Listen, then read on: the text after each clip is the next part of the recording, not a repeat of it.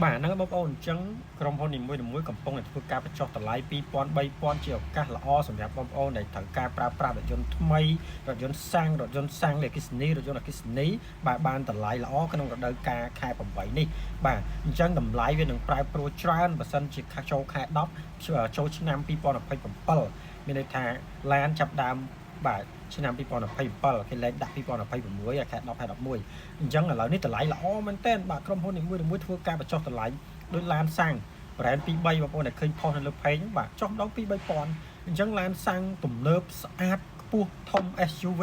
តម្លៃ20ស្ដើងបងប្អូនតើបងប្អូនគិតបែបណាដែលបងប្អូនយើងឥឡូវនេះទទួលបានរថយន្តខ្លាញ់គោឲ្យតម្លៃ20ស្ដើង22 23បាទរថយន្តថ្មីមានការធានាត្រឹមត្រូវអញ្ចឹងខ្ញុំជឿជាក់ថាជាឱកាសល្អសម្រាប់បងប្អូនដែលមានថវិកាប្រើប្រាស់រថយន្តខ្លាញ់គោរថយន្តថ្មីបងប្អូនណាបាទអញ្ចឹងយើងតាមដានទស្សនាអស់គ្នានៅមានក្រុមហ៊ុនជាច្រើនទៀតនឹងធ្វើការបញ្ចុះតម្លៃដែរបើយើងអត់មានការបញ្ចុះតម្លៃទេអត់មានការប្រែប្រួលទេប្រហែលជាពិបាកឈរជើងខ្លាំងបងប្អូនបាទ